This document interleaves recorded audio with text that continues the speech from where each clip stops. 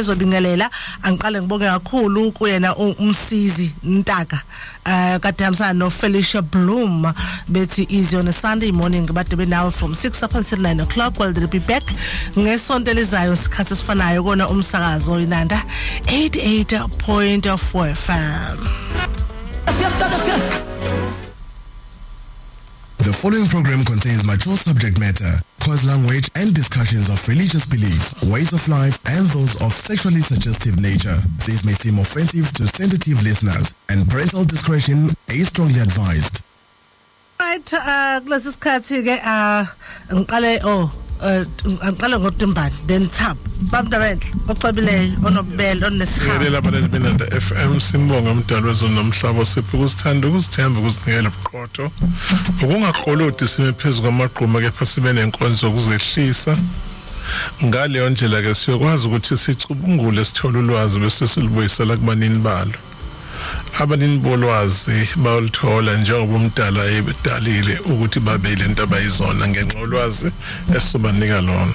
Siyabonga Thabo Queen Rejoice sibonge umdali njengoba sasicelile sathi mayivumile siyoba khona hayi siyabonga nangumdali usigcinile sakwazi ukuthi sibe khona ke namhlanje kuye leyo ndaba sisazoqhubeka kuyo yama covenants sasho sathi indaba engapheli ngoba ikaningi inemkhanti iqhantile kukhona njengoba sisho ihloko sithini sithi blood and unconscious covenant kukhona ama covenants ongazi na ukuthi ukona oyithuka usuphakathi hawo lana ngifike kanjani ke manje uyithole usuphakathi kwi unconscious covenant mangase nje ngilinganise kunjengomuntu osejele bazokwazi abantu abake baboshwe nabake babone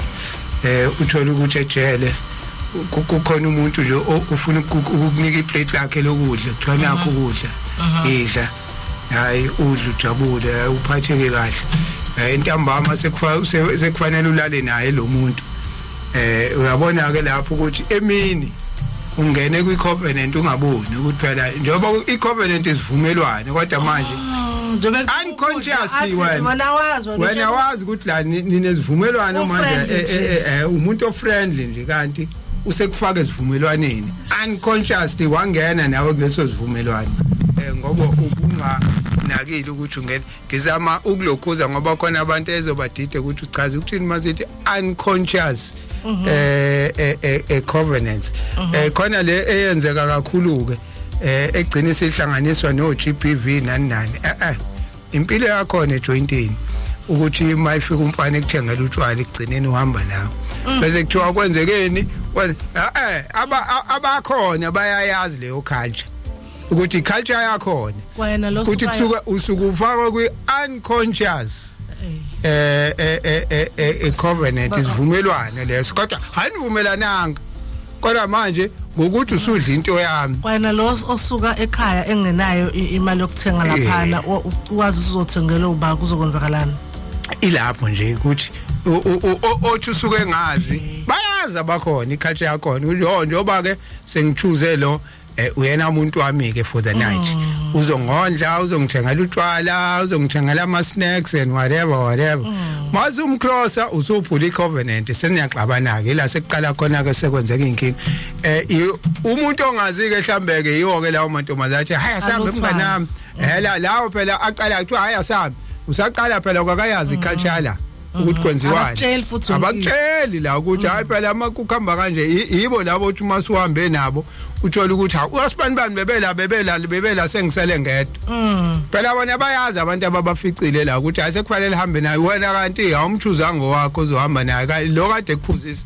useyaqala umuntu senenkingi so yiko ke lawo ma unconscious covenants maningi ke ama covenants owenza unconsciously unganakile sizongena nje kuona even iphone lengiyiphethe uyawazi ukwenza icovenant nayo unconsciously uthola ukuthi wenze isivumelwano nefoni kodwa wazi ukuthi sengenza isivumelwano nefoni ngoba ngisinika something nginika something ifoni naye nginike something yini enginika yona i-attention ukuthi isikhathi esiningi sengiyichitha mangivuka ekseni into yokuqala ngiyithintayo ifoni.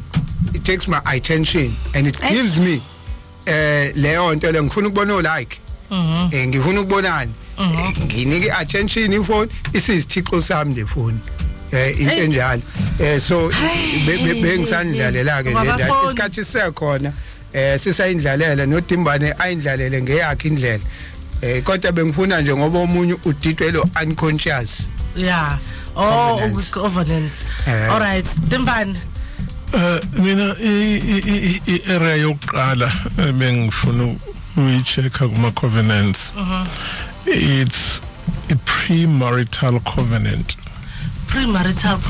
Yeah. Okay. It's one of the most deadliest covenant that has affected imshado, our relationship, especially imshado. Our premarital covenants have destroyed marriages. So what has it caused now? Yenze ukuthi abantu by the time bengena emendweni, I like the Zulu word to mendo, not umshado. Bengena emendweni bafike sebe fatigued into ongakazuza uyibona. Sebekhathele already. Sebekhathele yona yonke into baba ne short attention span, baba ne emptiness, emotional emptiness and void, baba ne distorted spiritual view. They tend to interpret life according to their conveniences. Baba ne sexual fatigue abanye. Oh, okay. Yes, baba ne sexual fatigue. Hence indaba zokuchatha, ukusebenzisa izinto, ne reliance on porn. Abanye bafika ke nje bene trauma. Kodwa umubheka usubheka ukuthi bafike kanjani lapho. What you'll notice ukuthi izinto abaningi abazifunde before bashade. Okay. Before bashade bakwenze konke baqeda. In their previous relationships. Yeah, premarital. Bakwenze konke kuma relationships. Oh, let me correct this. Kuma relationships. Abena. Remember, an average woman and an average man. By the time ngene emshadweni, i-body count is 20, 15 and 13 respectively. Average.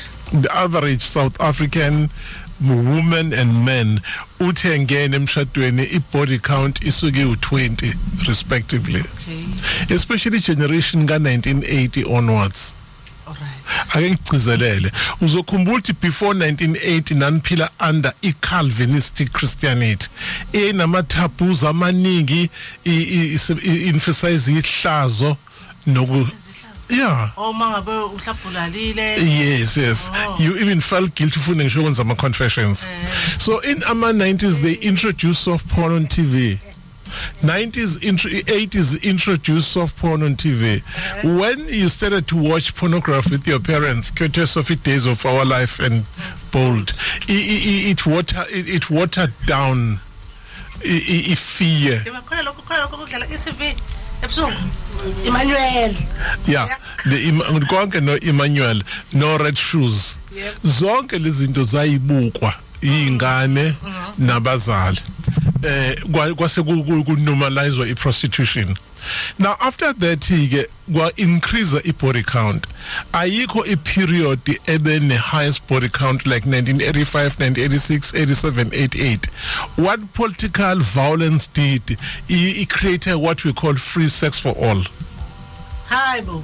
Oh, women ngisashe ehlathini kwakwenziwa njani nibalekele udlami? Hi bo.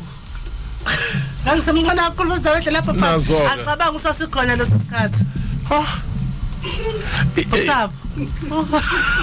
Ngithula ngabengafuni siyangifaka. Qaphela wena. Sasinemizwe ukhuluma indaba yehlathi. Ethi abazali bahambile babaleka. Exactly. Yeah. Bes owner.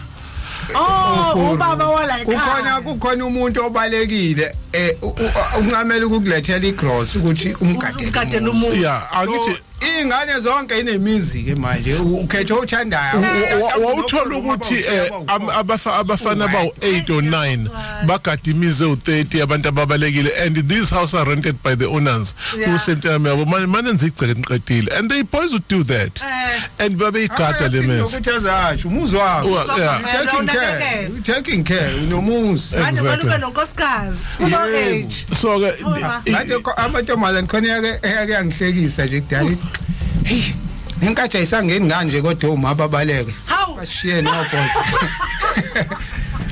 bazobayawaza isali ingane sale ngisho amantombazane sale sokumnandi nje sisele la ukuthi sele babaleke hayi ngiyakuzwa so siyabona so what then happened is that after that kwase kungena i-technology yabo i-technology ingene hard ngo 2000 but ngo 2003 technology change hayi ukuthi ingenile ishintshe through the introduction of screen TVs, screen devices. Yafika with the access to knowledge. Three things were affected. Yafika, shut down Christianity in a way that you've never seen. 2001, 2003, ayikho religion esafarishi exposure njenge Christianity. You know why? It's not because kwenzeka into wrong, kwafika ulwazi olusha abantu bebenganayo access kulona, labekwa ku Facebook, labekwa ku Twitter, labekwa ku Instagram na kwamanye ama devices. Then the internet was flooded with this information. So abantu had a choice to become Christian and a choice. Kuthe manje ngo 2010 I'm sorry, baqala abantu base beya deconstruct from Christianity. They deconstruct from the knowledge that was freely available from the internet. But banga provide ngani alternative. Then it led into the resurgence of African spirituality, which is not a religion. It's not a movement. It's not a church.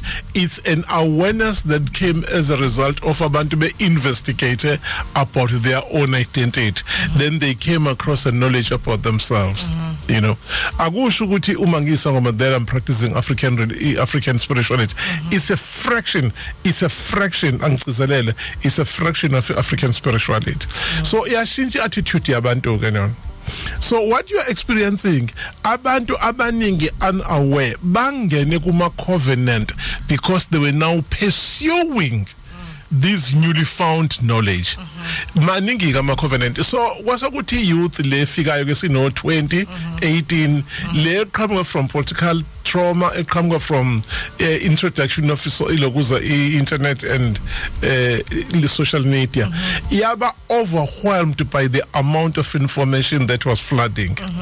Base bevene be discard everything. Okay, akangenza example.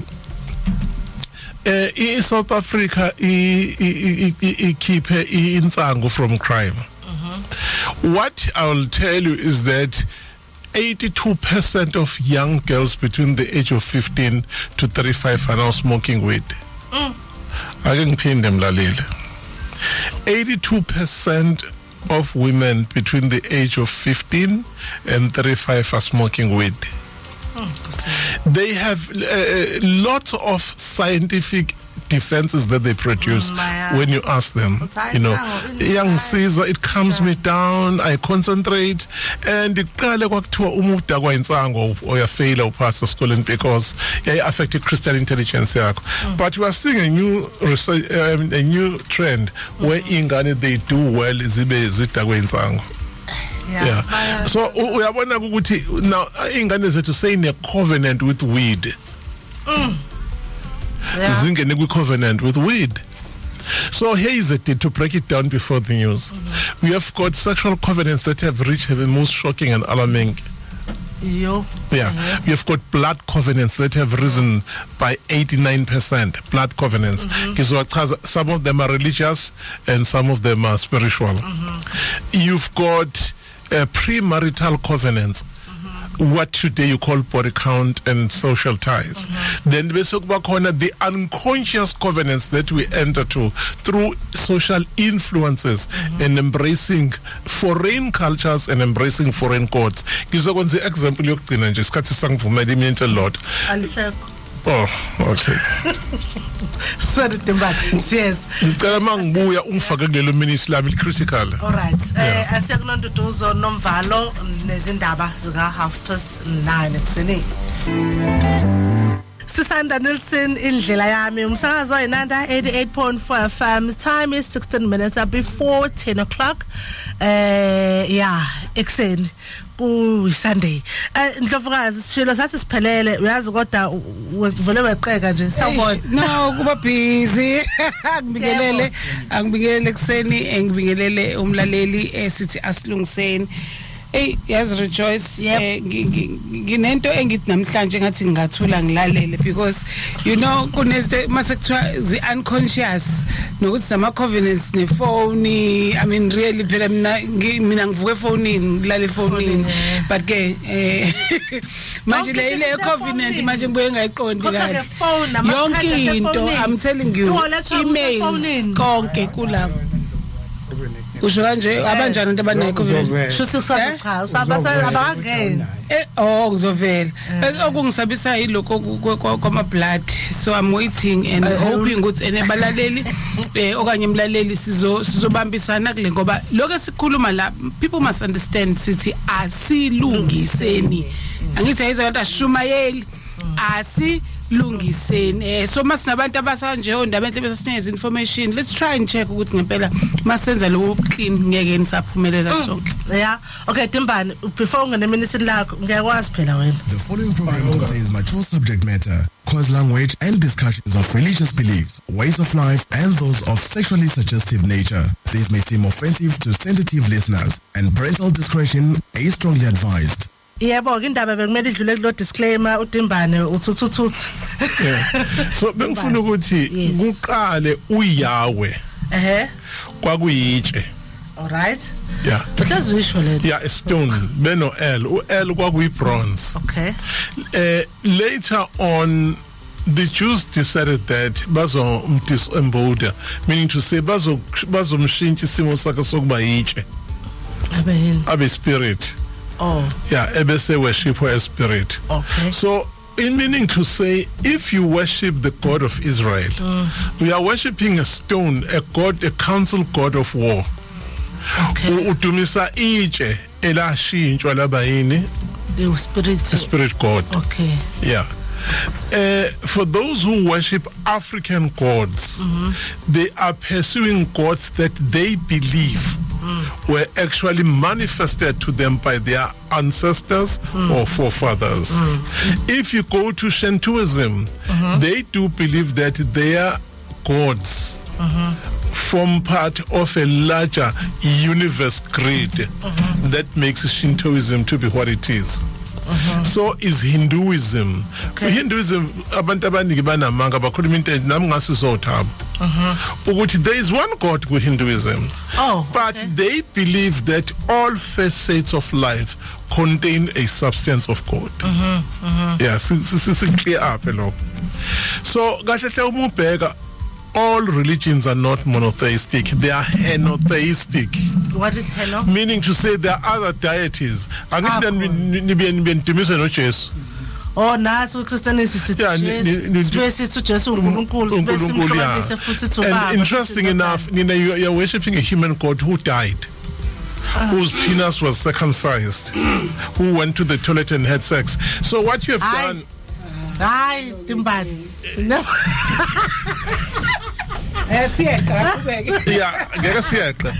So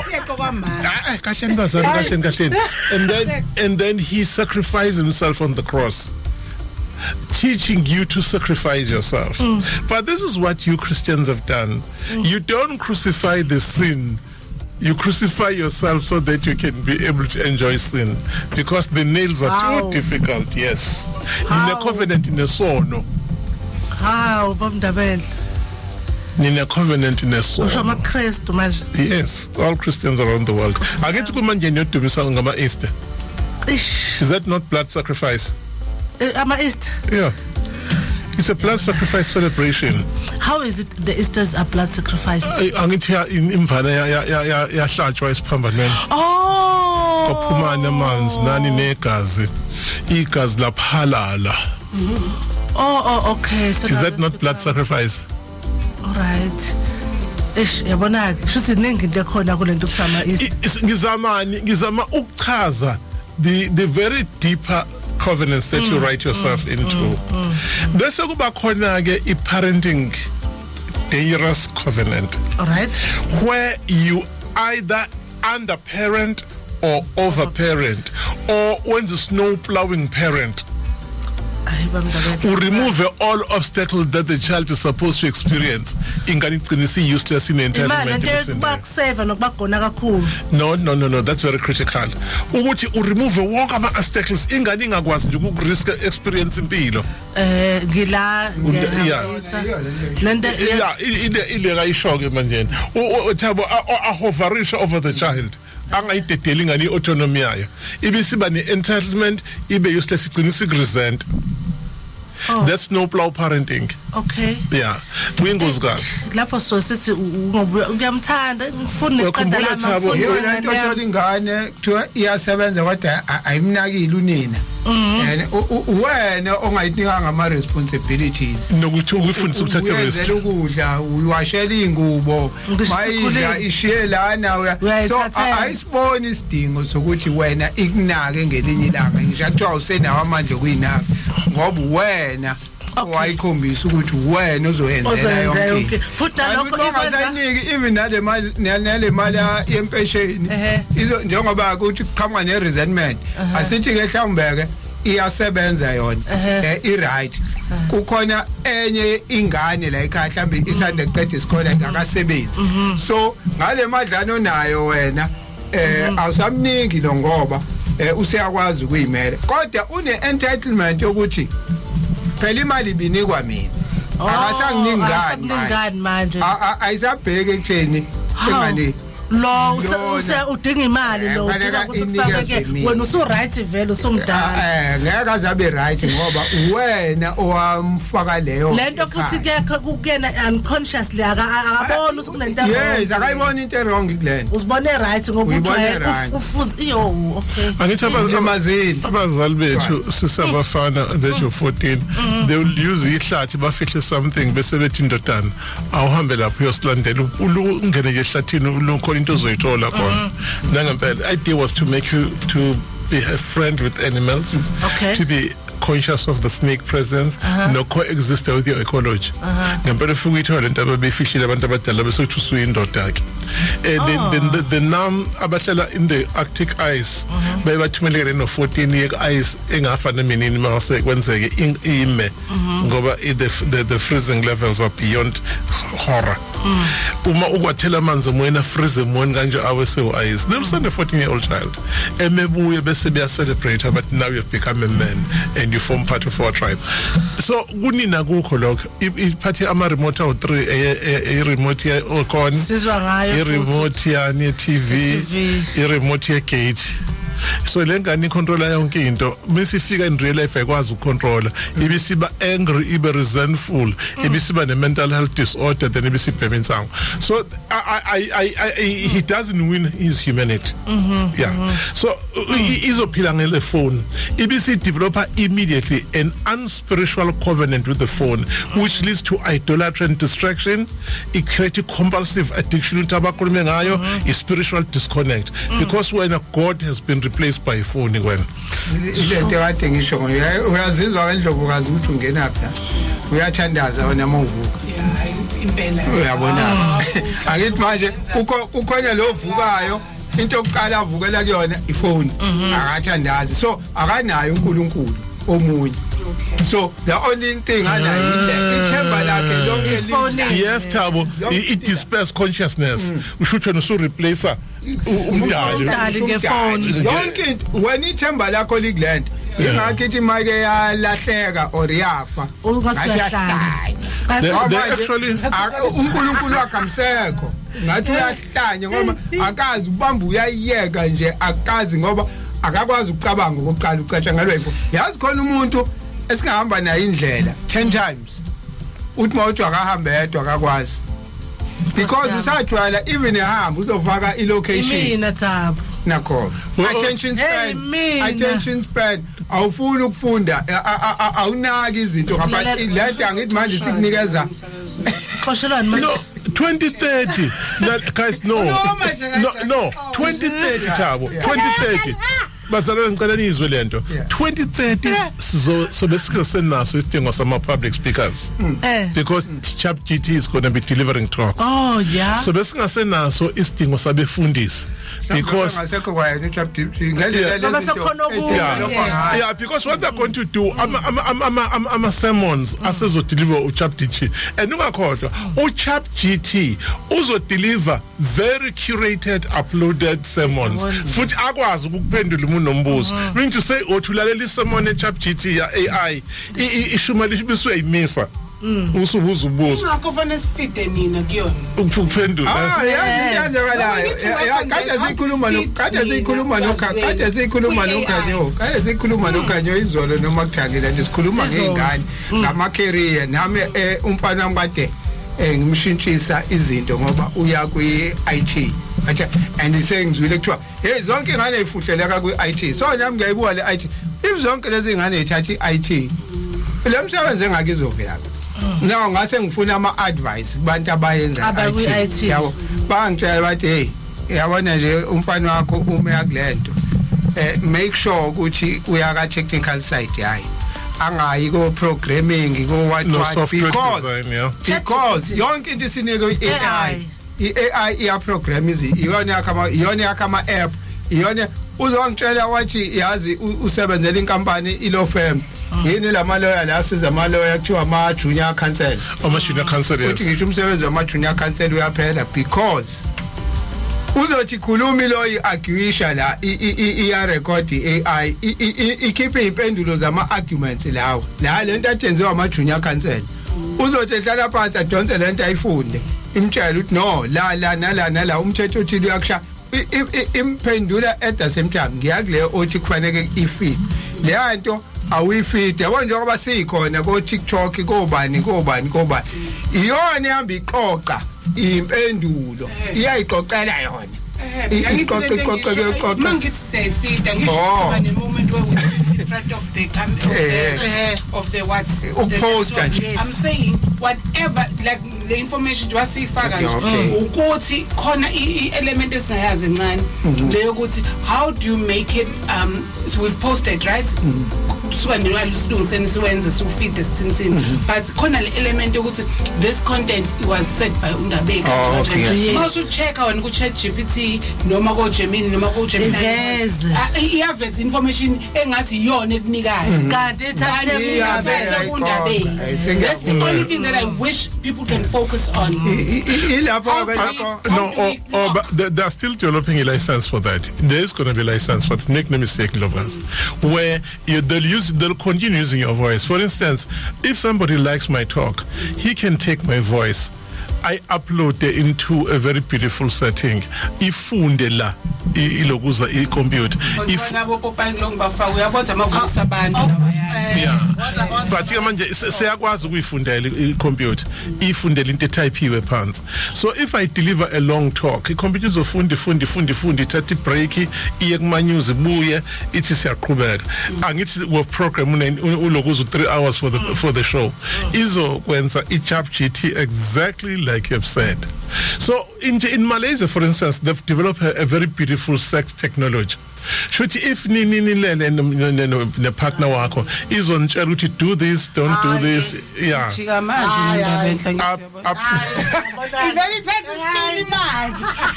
No, mina bengizama ukunexpressela ukuthi but ngilinde uChatGPT Mrs. Shumayelela. No, that would be interesting. I can't wait. Indaba isection ke kuzobe kunenhloboni abantu emhlabeni ngoba ingqondo yakhe ayisadingeki isebenze. No, that be robotic people. Yakho nje ayisasebenzi.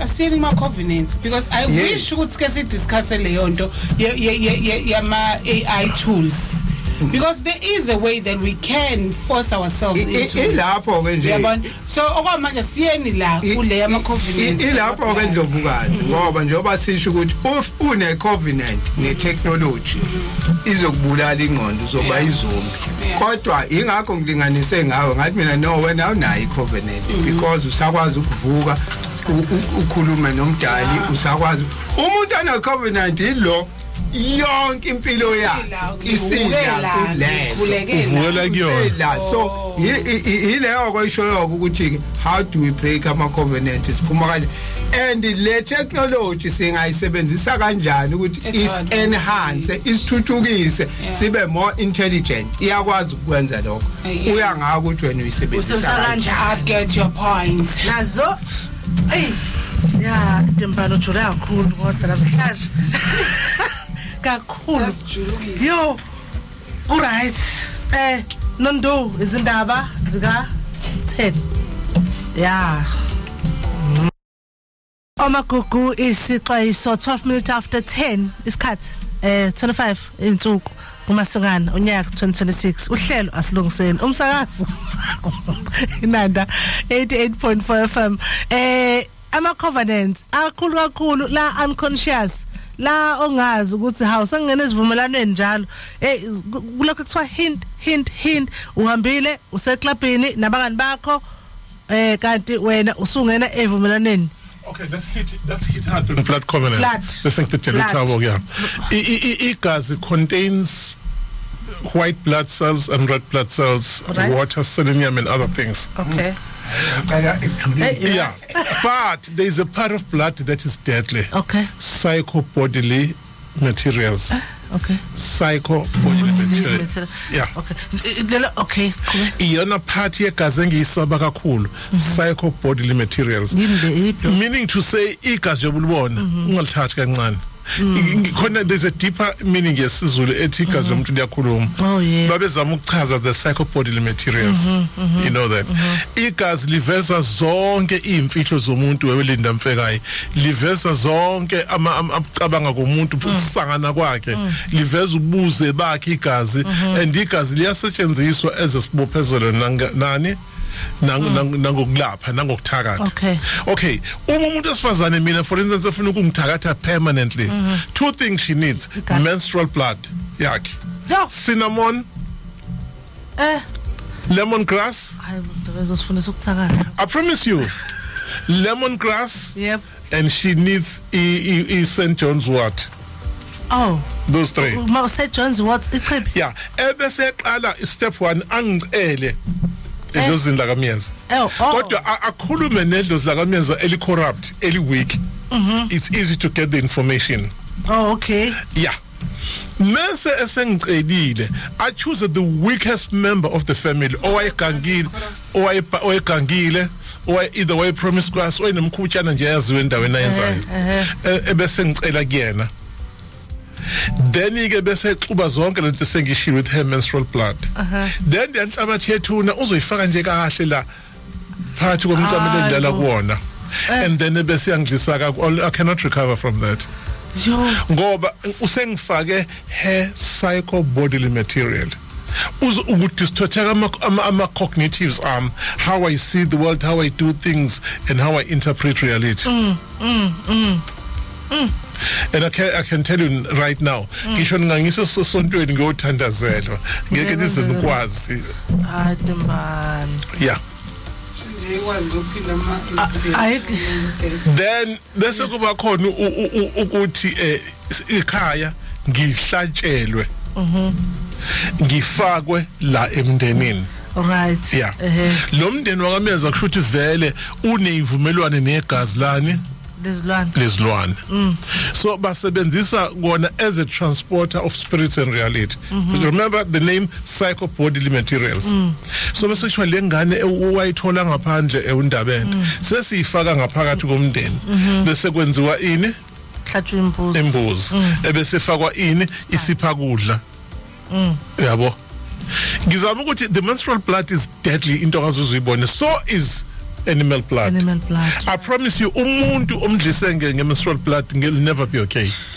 uma umuntu esifazane indoda yakhona ifa injalo nje obinjalo kodwa can not go in. Hayibo kahle akuyona idliso leli ibulawa.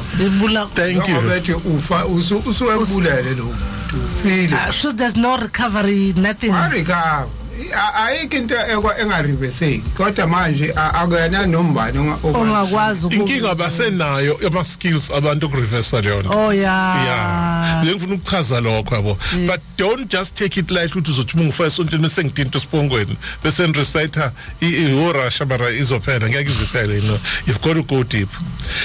Then ingane yami kushuthi chaze base ngiyifaka kulesibongo imsangane yalekhaya izimpambano nokwenzeka konke nofuzo libo nayo yonke into sengiyedithile ngasebenzisa igazi lesilwane as a transport. Yo ake sela fuck Deuteronomy 12:23 ithi lencwadi qaphela ukuba ungalidli igazi ngokuba igazi lingumphefumulo. Ilesho awuphinde thabo uphinde qaphela ukuba ungalidli igazi ukuba ini thabo igazi lingumphefumulo igazi ngoba lini so mama uchacha igazi lo muntu ke walibhila wenza something uchacha isoul yakhe ngoba igazi lo igazi lo muntu umphefumulo lapha isoul lapha psycho ingani yasho nje psycho bodily materials isoul lapha egazini ukhona nenye into la ehlala ikhulunywe ithola yonke indawo kulabantu abakhonza kula iningi tesenqondweni yami ngicabanga ukugcaba how does a covenant umuntu megula esibhedlela i-blood transfusion yes ngiyabona kuningi enqondweni yami njengamanje kuraphithisa uyabona ke leyo kugcaba ngizodlula ngizoyisho in passing ubokuyinaka ukuthi mabegcaba bagcaba ama chakras chakra point chakra points bagcaba kodwa awucaba nami ke ungazi maba ama chakra points la ucatshwa khona uyabona la ucatshwa khona wona ama chakra points la ufika uthiwa khona bese bekubaka something yokucima la ma chakras akho angasebenzi bese bekufaka ke lento abakufaka yona uyaphila amafoni chakra points ila bekulokhuza begcaba khona bengithi ngisaya kule ukuthi yazi ngolisa ama chakra akho bangolisa ama chakra akho bese bekufaka yona ichakra ifuna into ezoyingcolisa manje bazofika kusika then bese kufaka something kwichakra should lento isingaphambi kwechakra ichakra isingemuva ichakra kufanele isebenze now ngilana ke ukuthi khona abantu abakhonza amadlozi labantu abakhonza amadlozi bonke mawuthi bakhonza amadlozi bayaphika bathi awakhumbuli. The question is yini ukukhonza ngithema ngiqala lento ngathi ukukhonza you give something and lo munye akunike something uthi usathane lapha kuMatthew 4 bene echurch uJesu emise sante entabeni Matthew 4:8 usathane wabuya wamisa entabeni ende kakhulu wamkhombisa embuso yonke yezwe nenkazimulo yayo wathi kuye konke lokhu ngizakunika khona uma uziwisa phansi ukhuleka mina kwakhona babhali nje uma ungase ungiguqele ukhuleke kimi so uthi usathane khonza mina ngizokunika lokho nalento ke ngiyakule kade ikhulunywa uDimbane leyo yokuthatha nengane uthi uyifaka esibungweni kun ama covenants lawo osukufaka ingane ema covenantini emndeni eyayingazi lutho ngawo ingakho omunye umuntu athi mayishintsha isibongo izinto zimbhedela ngoba uye emndenini obhedayo kade kahle kulesa sibongo kuthiwa phuma komalume engena suyiswa kwesakini ufica lapha bekunevumelwane enzima kabi zizokunamathela ngoba sezenziwe ngani ngegazi ivumelwane segazi siyinkinga ngoba manje ukusiqaqa siyinkinga se blood covenant siyinkinga ufakwa ngegazi ke manje ivumelwaneni ongahlanganise sivele ibad izinto ingane kathi isebenza kahle which is why Thabo in ancient Africa uma kwenzeke lento ukuthola umntwana ngaphandle kwesibongo efana thola lekusona babe balinde ba establish umndeni bese kuthiwa no ungaqali uthathe isibongo sakoyihlo igama la koyihlo ungalithatha Tata eligabani elika great grandmother. Okay. The founder of your mother's surname. Retain it temporarily up until your family is ihile. So uthola ukuthi wena undabeka magogoko. Kodwa magogoko is not a miyeza owakakhawula. So mina ngiretaine temporarily isibongo sikagogo sagogo umagogoko umancikazi ngoba ngenzela ukuthi ngingasheshe ngifake kulesibongo sakamyeza kunababulali kwathakathana kwazalwa ingane engaphilile emakhanda Uthula ukuthe du and imndeni ayikho into osuke wayenza to heal that. So bese kuthe bamba bakamyeza ubamba ngesinxele shuthi wena uhleli phezulu kwesibongo esinama blessing esakhulunyelwa ngama blessing singamagogoko yabo up until kuze kulapheke umndeni wakamyeza uma ungalaphekanga you then permanently retain igama likamagogoko. wayibeka yayithi ka ngicela siphinde sibuye naleyo khonza la dukhuluma Aha, lento yokukhonza ukuthi ngiyabonga Ndlovukazi. Ngiyabonga Ndlovukazi. Ukukhonza iyo leyo nto ukuthi ufayina lesilo umuntu siyokhonza isilo banike ukukhonza isilo. I didn't train explain it A covenant. Ngiyaguqa nisworship. Yeah, a covenant le. Yes, umelwane we subject. Ukukhonza we subject. We subject yaso. Yeah. NjengoMzulu. Yes. So lento ungayithatha nayi unconscious Ndlovukazi ngoba uyafika uyaguqa lapha ya uyabona usuyasubmit wena kulona usungene usukuphethe something unaware ukuthi usungena evumelwaneni. Sengikhumbula lencwadi le was it Solomon naye owamdlalisa igame wayedlala igame yena engazi wagcina eguqile kanti usengena kanjalo ke awamfaka kuma covenant. Wawisonkosikazi. Yeah, it's a woman omfaka kuma covenant ngoba nawo Solomon onomkhubo ongasile unendlu yakhe la ithakathela khona ayifaka khona abantu besifazane kuma covenant. Lento yenza ukuthi abantu besifazane bangabe besakwazi ukumbalekela. Oh yeah.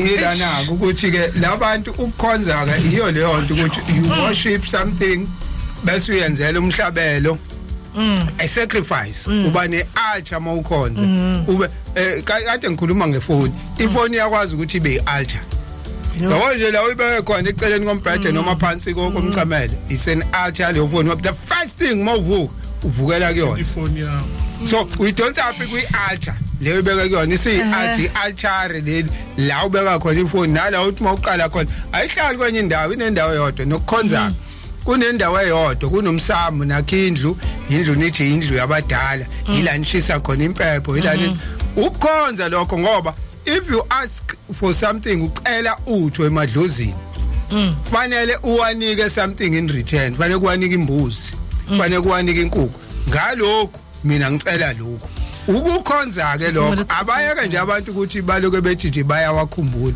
bayawakhonza ukukhonza lokho nje ibeke nje blunt ngoba uma ukhonza uNkulunkulu ayithi uyahamba uhambe nomnikelo ufike ubeka umnikelo lapha ukukhonza lokho ukukhonza uNkulunkulu lokho ngoba ngikhonzile kuyena uNkulunkulu ngoba ngithi ngilindeleni ama blessings ezibusiso from uNkulunkulu ngiyamkhonza ngimkhumbula uNkulunkulu ngiyamkhonza ngine covenant naye ingakho njengoba kusuke kufika abantu bami beshumayela bengena emzini la bayashumayela uzuvuma bese beyakuthatha bakise esontweni mhlambe kubhaliswa igama lakho bese kuthiwa ngosuku othile uyobhabhadiswa uyokwenza isivumelwano ke manje public ngiyavuma mina ukuthi sengizohamba ngale nkolo kanje it's a covenant ake ngiwonishe abantu le ndaba khundrichos abashumayeli abashumayeli basike bengakufaki phansi kwezivumelwano noNkulunkulu basike bekufaka ngaphansi kwezivumelwano nenkambiso yebandla labo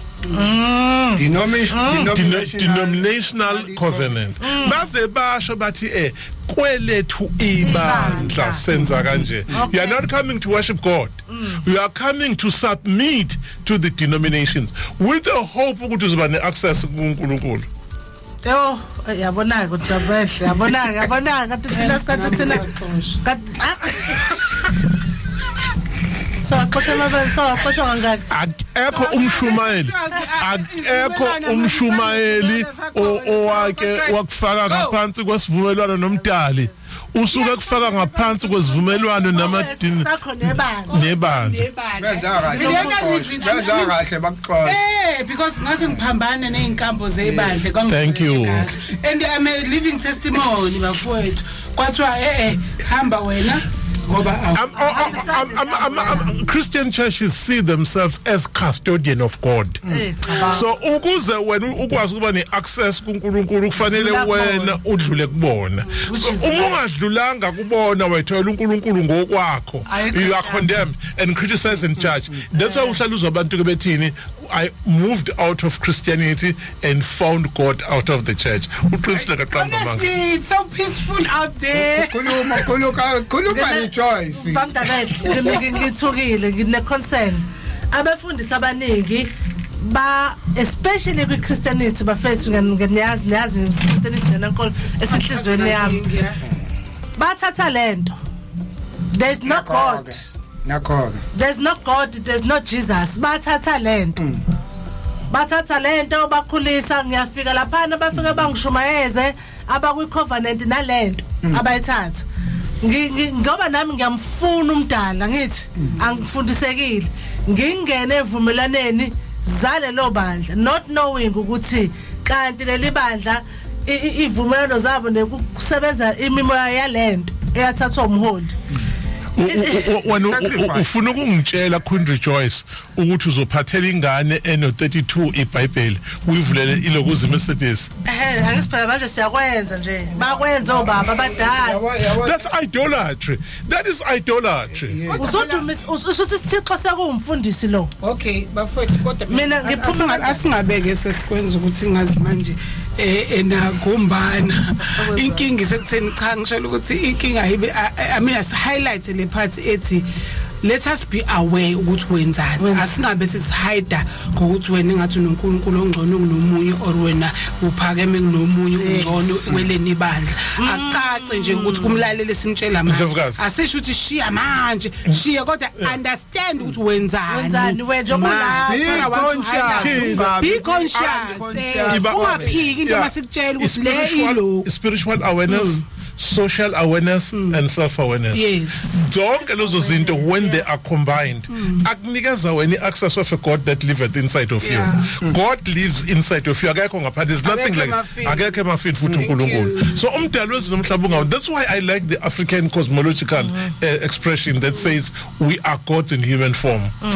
Singonkulunkulu emzimbeni wenyama. Ngalokho ke Dimbane ngoba nabo labo pastor bafundisi babakhohlisa ngalokho abantu bathi God said to me ngoba uNkulunkulu ukumina fanele kwazi ukuthi impilo yobuNkulunkulu noma yokuba nomdali ubonakala ngani wenzenzo iHinduism ibeka kahle lento ngoba ithi mayiqala nje ngisho ufunda ifaka abantu iyatshela ukuthi la emhlabeni we are here to serve sonke we are here to serve ilithi iBhayibheli thina singoNkulunkulu.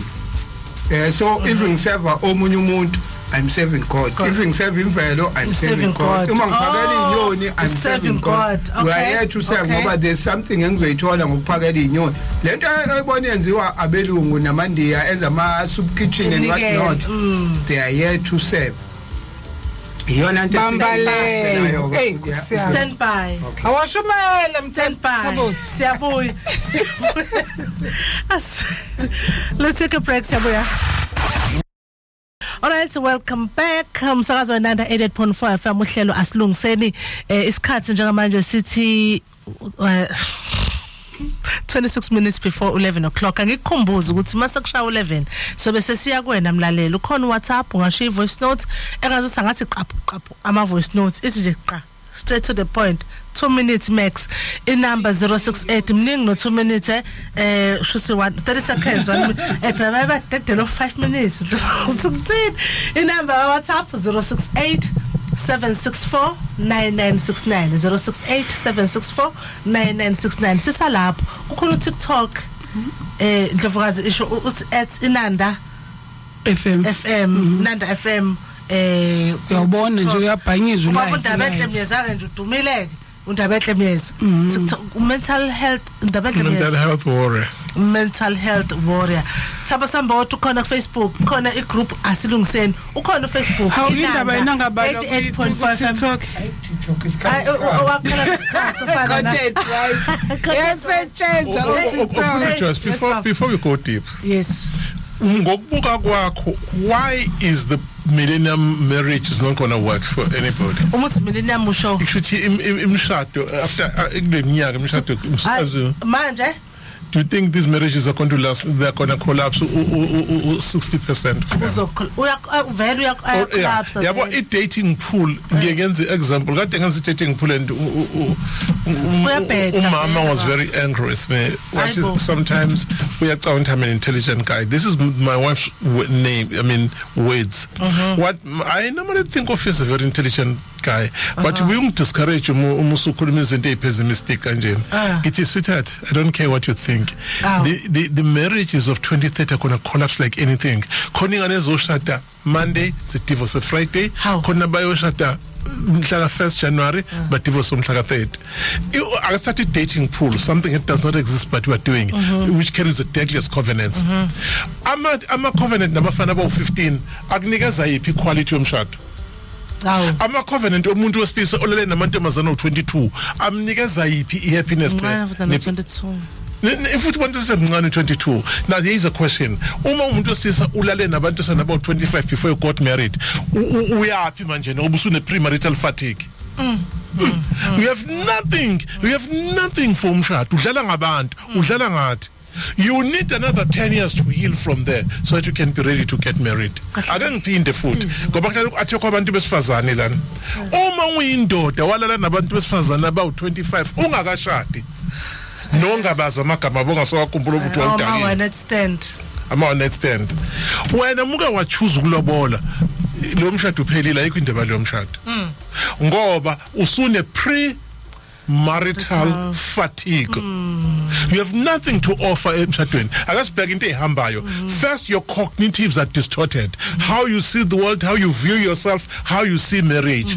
At distortwa yini ila mantombazana 25 ulale now. Two, those women would have left with a lot of your sex. It's gone.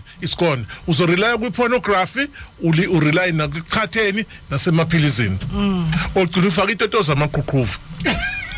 Sidlule akasibheke spiritual a very critical part thabo khulume ngayo okuyiyona eblender ibonde umendo together isi awusenayo because you were bonding and blending with 25 women. So njengoba wena sikubona ufaka udemnyama ushivumelwano zomshado uyigobongo uphelile wigobongo ingane yabantu iyenda nani negobongo and ngeke uzulasteke lo menda. That is the tragedy of pre-marital sex and pre-marital dating. So dating industry, if think of it damelikhulu lamakaka nomchamo. That is the South African dating industry. Sibabe right ababethi zigcine up until babe right kakhulu zonke wendodana le ntombi ufuna ukuyithatha ikazimbathe ngaphambilini ngoba bafuna yale lo muntu lo kade imbatha naye. Uma ufika emalubeni Thabo emalibeni bese bedonsa umalokazana bese uhlatshelwa isalukwazi ngicela ukubuza sithini kwena angithi indodana yaso leshonile la esilapha phansi ubona manicabanga uhleba uthini ugogo emalibeni uthi male ngaphandle mawuzoqhubeka uhlale nathi bese uyakhuluma kumyeni wakho wenze njani umale. You are breaking the covenant. Ngiyabona kwalo ukuthi sohlukaniswa ukufa sohlukaniswa ukufa leyo covenant yebo leyo covenant so usuyayibreaka ke lapho uma ukwavuma ukumala kusho ukuthi wena usichaza ukuthi usazoqhubeka phambili. Kepha umungamali you are gonna live with him even nandoda ozoshada nayo nizothini busy nomyeni wakho omusha or boyfriend entsha nomyeni wakho spiritual uzobe naye esebenza leduze wakhe which is why ukulala ngabantu besifana abashonelwa amadoda it's so dangerous. Indoda when you busy uhava nenkosikazi wale ndoda nespiritu sale ndoda senjani siyakutitinyela sihamba nawe. Hayi bafethu.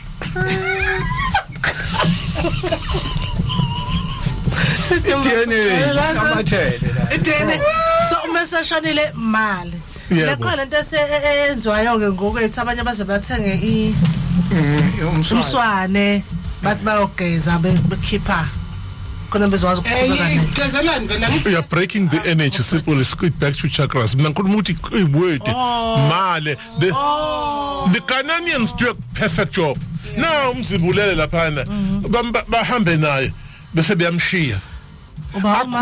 Umalokazana bathi kusaeli bemndabeni kusukusaeli esala male cha ujuba Ghanaians they do that ritual yobathatha ba umakoti ushonela umyeni wakho mali athi na ushonela or futhi nawe silise same thing the weslisa for same thing bamise kuyena lapha elele besalele yeah so elele kusanebhlungu ukuthi how that is not about ubuhlungu. it's not about the flu bawarithi Umoya ungakunamatheli wakhe.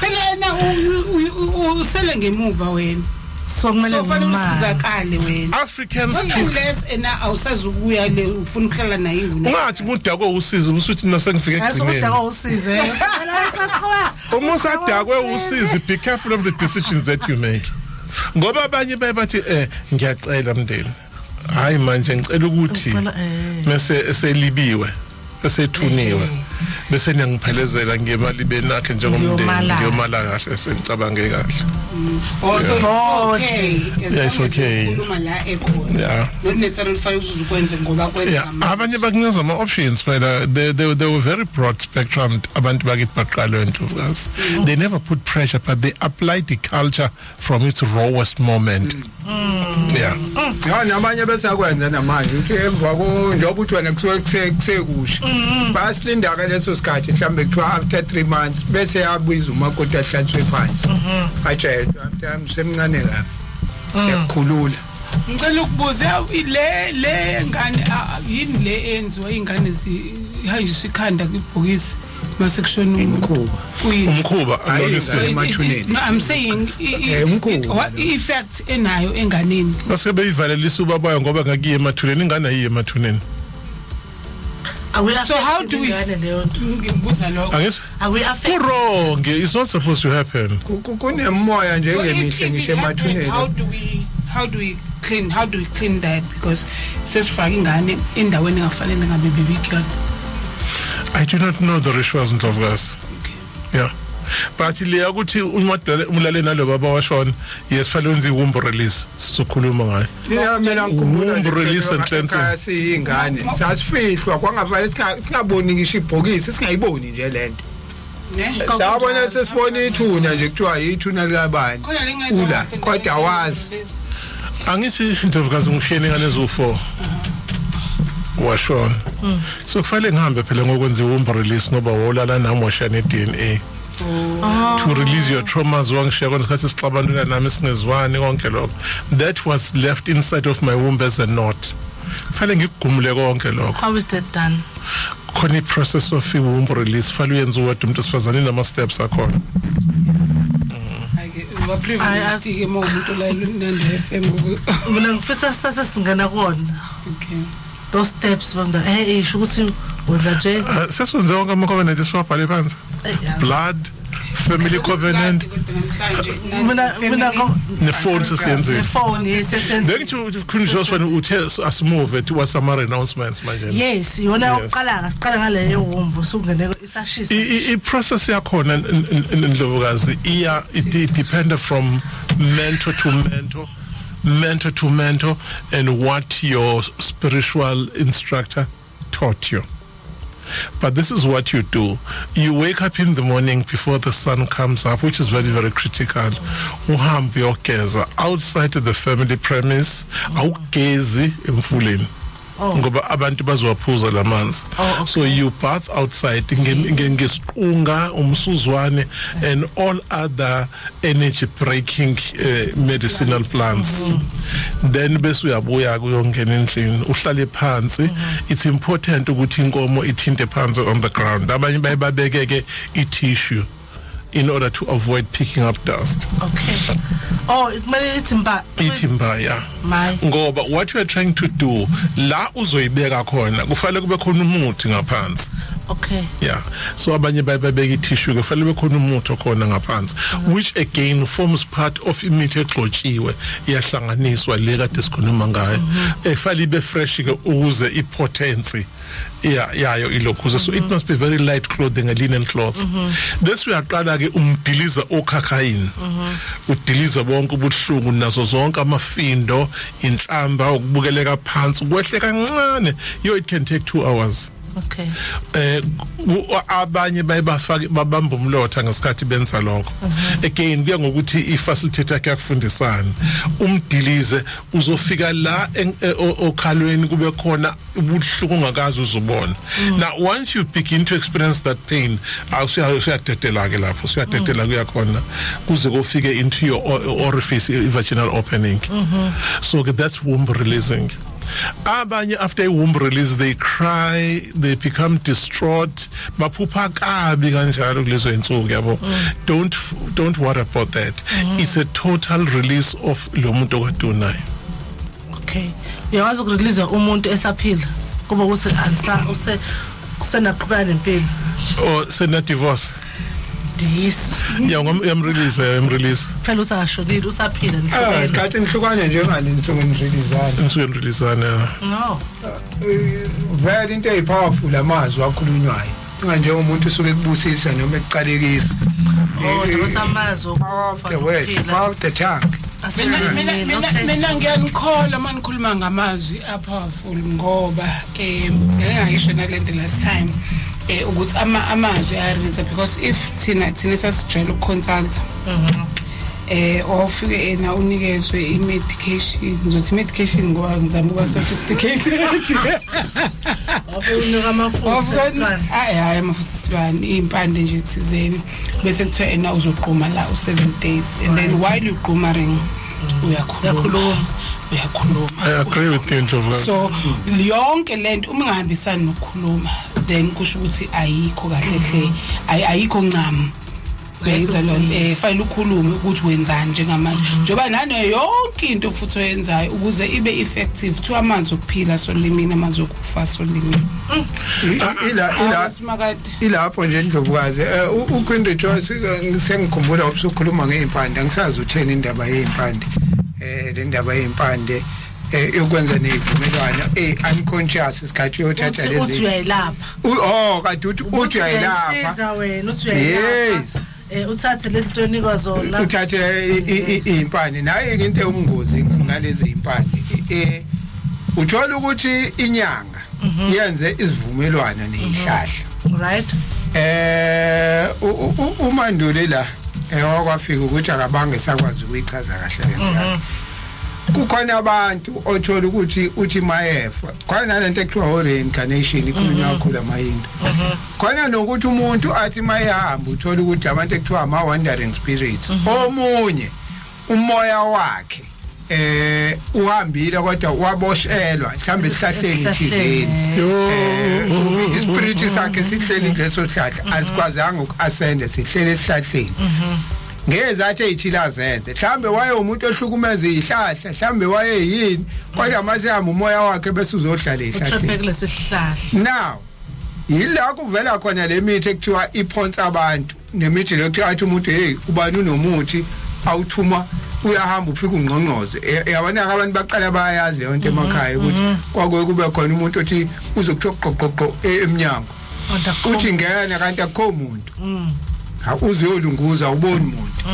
Umuthi othunyiwe or mangewona umuthi it's a wandering spirit sifuna ukuzonga wathi ngena isingenile lento sihle senhle nokuhlupha kala ekhaya engakwazi kwafika kanjani kanti kwangena lento. So nomuthi ke uyakwazi ukuthi umuntu ufike ungqongqoze bengisaye ukuthi inyanga yenze isivumelwano izothi yama mhlambe emahlathini inyanga noma ithi ilele ebusuku laba abantu banikezwa ubaba omkhulu imithi kufike le spirit sayibiza ngomunye woyise emkhulu naye angamazi akezwe kuthiwa usibani bani ngoba vele akazi ithi mina ngusibani bani usibani bani wakini mhlambe ngempela uyise emkhulu kodwa wayenemkhuba emibi lalela nanke ukumuthi lo muntu uzosiza ekutheni nokuthi athi umuntu ngiphupha impande mina ngayitshelwa ubaba omkhulu ahamba yosika ngempela lesihlahla siyayenza ngempela lento athi mayikunikile wena sesiyakulena ukuthi wena usungena kwi-covenant ongahlangene naye kungenzeka futhi ukuthi lesihlahla besifuna ukuhosta sikhathi ekunika lo muthi ungene lo moya walo muntu kuwena uhlale kuwena sikhathi uphuze lo muntu besiyasebenzisa bese uyakwenzela futhi lezinto lezi wena kathi uzoyifuna yile mithi lekuthiwa uyakhulunyiswa kwethu yabona njengoba ngikunika lo muthi lo mawusebenzisa ubowukhulumisa it's because une spirit somuntu ukulalele ngempela ukuthi akube nje kanje ayithi manje utshela umuntu umoya womuntu uyawuthuma la ukuthi awenze ukuthi uzokwenzela but you have a covenant unconsciously ke manje okuzohamba khambeke uzozwa inyanga yakho ukuthi yakuyona ithi hayi khona into ongayenzanga wena fanele kwenza umsebenzi wokuthi nokuthi lo moya usufuna igazi ngoba imoya le ilento ehlala uyibuka ke wena ama movie ama yini lokudla igazi ama movie ama vampire uhleliwe umoya kodwa ukuze usebenze lo moya udinga igazi so usutshela wena ukuthi wena sekufanele uhlabe wenza umsebenzi uthile kanje yilo moya kodwa wangena ngani ngomuthi owulande enyangeni athi ngoyilapha wawuthi oyilapha kanti uyifaka enkingeni enkulu kabi phela manje kufanele uhlabele ngoba uyakwenzela lento osukuyikhuluma la uthwala enje uyawuthuma kodwa unconsciously awazi ukuthi wena unomoya womuntu owuphethe owuthumayo okwenzela lezi uzinto hey uyasebenza umuthi kabani engawulandakene futhi bajwayele ukufihla abantu uthi unento yakhe ngoba into esiza abajwayele ukuyisho nje awunento yakhe nje kodwa uyakhulumisa into enjalo ukuthi unconsciously unevumelwano yabona nje ufake iphansi ayigcwele ingalo uyangena ngalo yamuthi lo muntu ke manje kuyanyukela kokho incwadi eBhayibhelini ngizoyithola le ekhuluma ngemoya osukuhleli kwena ngoba lo moya moke washintsha icovenant mhlawumbe wangena esontweni iyaphuma fanele ukudenounce lento ekade isho tema uyawudenounce ke manje usuphelelwa indawo bese uyaphuma sekuzongena ke lo moya mangawumoya kaNkuluNkulu iwona osozobusa la une covenant kaNkuluNkulu ngoba sikhathi uthatha kaNkuluNkulu sekuyashiwa ukuthi awusakwenza ukuthi angithi nje mina ngikwi-covenant ungawubasi umlilo ngesabathi ungayidli ingulube ungawenzi 1 no 2 no 3 manje ngike ngakwenza lokho lo moya engine covenant nawo kaNkuluNkulu uzohlehla kumina bese iyavuleka igap bese lo yamoya waphuma phela lokhu uzocheck ukuthi khamba kanjani usekhona indlo yenza na icovenant mayithi gaga hey akasekho uyabuya ingakho ke lapha ikhona eBhayibhelini lento yiyo leyo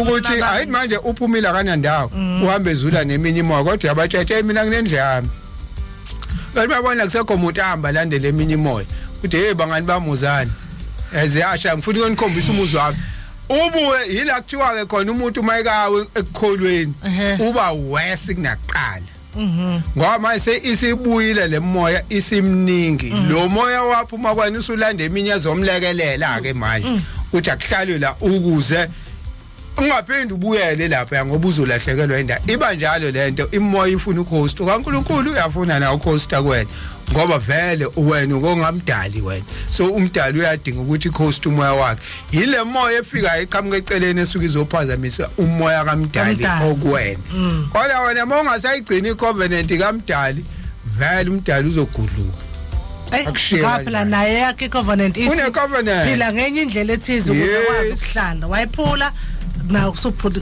okay kulungile kusho ukuthi enathabo ndabeni kuyinkinga ukuthi uthi Queen Rejoice uyavuma ukuthi inkosi ayibe umsindi inkosi nomsindisi ungavuma ukuthi uJesu inkosi nomsindisi uma ekhaya nje usuka kulona nosahlala kulona kunezivumelwane nemimoya ubona kanjani nezivumelwane nemimoya ingenxa yalento ukuthi mhlambe kuloko kuhlatshwe ekhaya kuthiwa nalibhakede la kade kugezwa kade kufika imali ezogeza la uthayenza la kuthiwa nalibhakede la leyo nto avinzima ufakwe anawe nawe kodwa bekuloko kwenziwa ngoba kwenziwa ekhaya so ekhaya usenkonzweni uvumile inkosi ibe umsindisi wakho and then ekhaya kwenziwa lezi zinto bese uthi wena hayi vele bayazi mina ukuthi angihlangene but awukazi uqala uqashule okanye udenounce okanye uthi so kusho ukuthi usenkingeni bazalana siqale ngabusha so denounce uthi uJesu akwazi ukukhonza amakhosi amabili iyo ke leyo nto ke yenzakalayo ke emakhaya kakhulukazi lamasonto ekuthiwa ama-African Independent Churches njengebandla lamaNazaretha uthola umuntu yazi mawufunda isihlabelele kunemthandazo emthathu mawuzivula ukuvuka ukulala owesabatha 3 bhaliwe phansi kunevesi yomthathu elikhona kuyona yomthathu elithi namhla wenza isivumelwano noJehova uNkulunkulu wakho sokuthi uyakuhlala endlini kaJehova kuze kube sekupheleni kweinsuku zakho lelo vesi uzolithola kuyona yomthathu le ngeke uwathola manje kodwa leli liyakukhumbuza ukuthi khumbula litho njalo likukhumbula ukuthi namhla wenze every day uvuka ithi khumbula ukuthi wenza isivumelwano noJehova uNkulunkulu wakho sokuthi wena uyakuhlala endlini kaJehova kuze kube sekupheleni kweinsuku zakho meaning uyakugcina imithetho kaMvelinqangi kuze kube sekupheleni kweinsuku zakho once kungasayigcini ila kuba khona inkinga now imfuke leyo ishoke endlovukazi kwenziwa izinto la ekhaya bese kuthiwa hayi phela lokhu kuwusiko okwala ekhaya usunamakhosi amabili yilento kade ngiyicacisa ukuthi abangathi abantu bakhumbula amadlozi bebe bewakhonza yenye into ukukhumbula uyabona ngeke ngafika ekhaya elindelani kade nikhumbula uma benimkhumbula besimkhumbula futhi bebe nize nje ukuthi animkhumbula kwadliwa kwabamnandi kwenzelani benimkhumbula benenza isikhumbulo kenziwa ke lokho ukuthi namhlanje uba umpela ehlala eyikhuluma la ngiyakhumbula nami ngafike ngadle impela ngadla ngahamba nje ngoDisemba kade ikhunjula uma ikho ukukhumbula ke lokho kodwa mase uthetha imbuzi emsamo bese ufika uyakhuluma nomoya womuntu ongasekho uthi lembuzi uguqa kuyaguqwa lapha uthi bese uyashisa impepha nayi ke ukudla kwakho sibani sicela ke la ukhona usikhumbule osibani abasebenzi uyezwa ke manje usuyathandaza uyawuthuma lo moya manje uyacela kodwa awusacela uNkulunkulu usucela kulo moya ukukhonza ke lokho ukhonza idlozi amen hayi sibongisele khona iminute athele before uNondodozo nomvalo nezindaba zika 11 ekseni asilungiseni iyangena naleyo kudenounce ilokuthi putu base sibuya nje bamndabethu uzodenounce quickly bese siya agene nakuyona bese siya kuma comments wakho mlaleli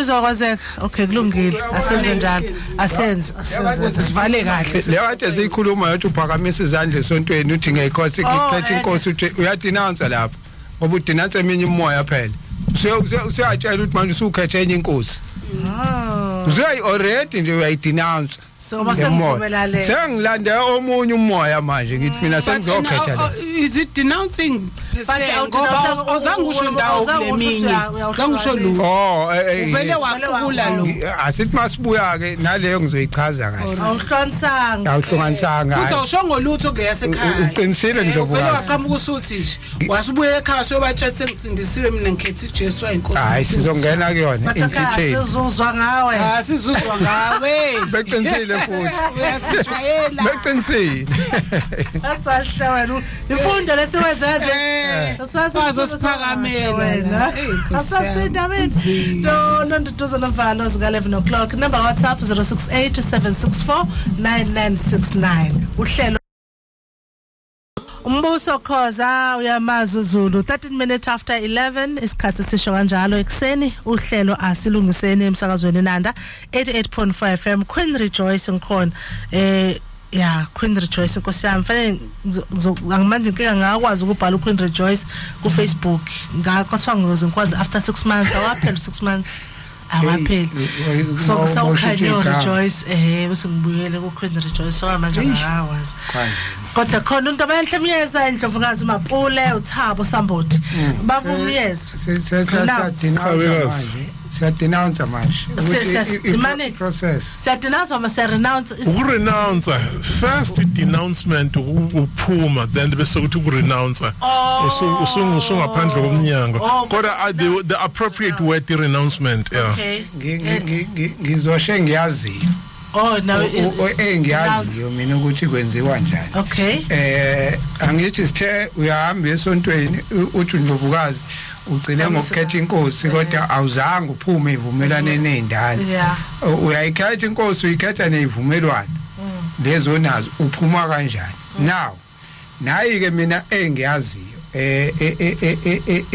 eyaManazaretha eyafika noShembe unento ekuthiwa wayibiza ngenkonzo wathi wenza inkonzo kaMahlukana Ndlela okay awayenzi most yaManazaretha leyo nto ngoba yes kuthiwa inkonzo kaMahlukana Ndlela alright inkonzo kaMahlukana Ndlela ichaza ukuthini ke manje usufike washunyayezwa walizwa lelivangeli walithanda wasuyalivuma usufuna ukungena kulona all right it's either upapatisiwe or ubungakapapatisi ubiza ifamily ubiza umakhelwane ubiza abangani abantu obuphila nabo wenza ke inkonzo kuba nokudla kuba nayo yonke into qala abantu bebefuyile beneinkomo ukuthi mhlambe yayo zokhomba inkabi ukuthi kuzwala yankomo what you do ke la uyabatshela ke mali khona nomfundisi noma umshumayeli wakho